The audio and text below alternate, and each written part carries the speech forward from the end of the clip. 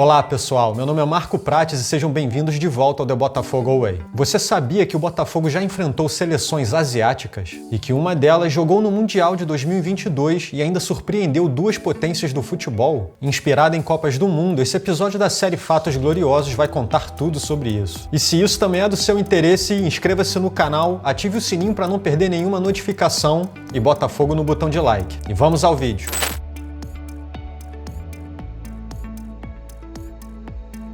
No dia 25 de maio de 1983, a delegação do Botafogo embarcaria para o continente asiático no intuito de disputar a Copa Kirin no Japão. Além da equipe alvinegra, participariam também desse torneio alguns clubes e até seleções internacionais, como por exemplo a seleção da Síria, a representação da Yamaha do Japão, que era na verdade um selecionado de jogadores da primeira divisão japonesa, o Newcastle da Inglaterra e também como anfitriã do torneio a própria seleção do Japão. E o Botafogo traria para esse torneio uma equipe que era composta por jogadores como Nunes, Té e até o grande lateral direito Josimar, que representou o Botafogo na seleção brasileira pela disputa do Campeonato do Mundo de 1986 no México. O primeiro jogo do Glorioso aconteceria no dia 31 de maio no estádio Omiya contra o selecionado do Yamaha. E nessa partida, logo no início do primeiro tempo, a equipe japonesa acabaria marcando o primeiro gol do jogo, depois de uma desatenção da zaga alvinegra. Mas no segundo tempo, o representante brasileiro voltaria mais ligado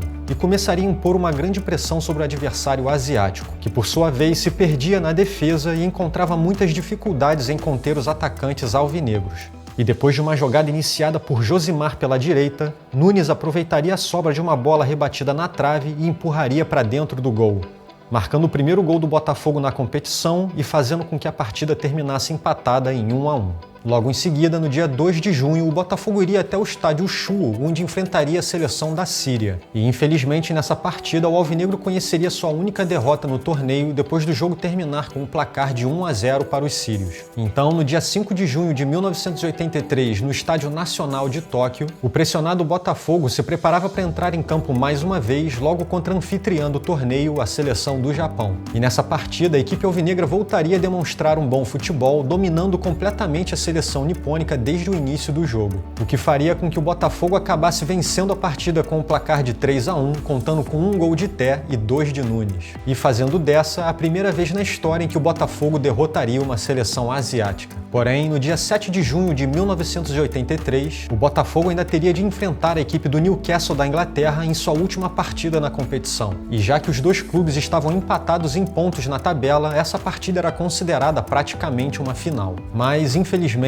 depois de muito equilíbrio das duas equipes em campo, essa partida terminaria empatada em 0-0, fazendo com que a equipe do Newcastle terminasse a competição com apenas um gol a mais que o Botafogo no saldo geral, o que acabaria dando o título da Copa Kirin ao clube inglês. E então fazendo com que o Botafogo terminasse a Copa Kirin de 1983 no Japão na segunda colocação, com a campanha de 1 vitória, 2 empates e 1 derrota. Mas apesar de não ter ficado com o título, essa competição internacional serviu para ilustrar mais uma vez que o Botafogo é provavelmente o clube que mais representou o Brasil pelo mundo afora. E também que o tamanho de sua história e de sua tradição são muito maiores do que a gente pode imaginar. 日本はオープンからの攻撃で得点を狙います。前半終了まで残り3分。速い攻めで10番横山にパスが通ります。しかし日本の攻めは厚みがなく単調。前半はボタフォンが2対0とリードしました。使います。ゴール右からのセンタリングを木村ダイビングヘッド。しかし惜しくもバーを叩いてゴールなりません。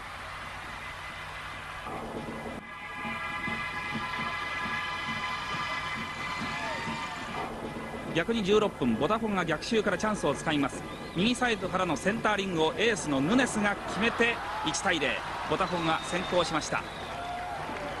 さすがブラジル代表選手ですね。さらに19分には日本のゴール前。さらに2分後、日本の消極的な守りにつけ込んでボタフォンが短いパスをつなぎます。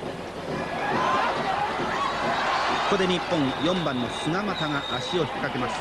ボタフォンのペナルティーキックですね。さらに19分には日本のゴール前、細かくボールを回すボタフォゴに対して菅又がトリッピングの反則、これですね。ボタフォゴにペナルティーキックが与えられました。これを再びヌネスが確実に決めて2対0、ボタフォゴがリードを広げて前半を終了しました。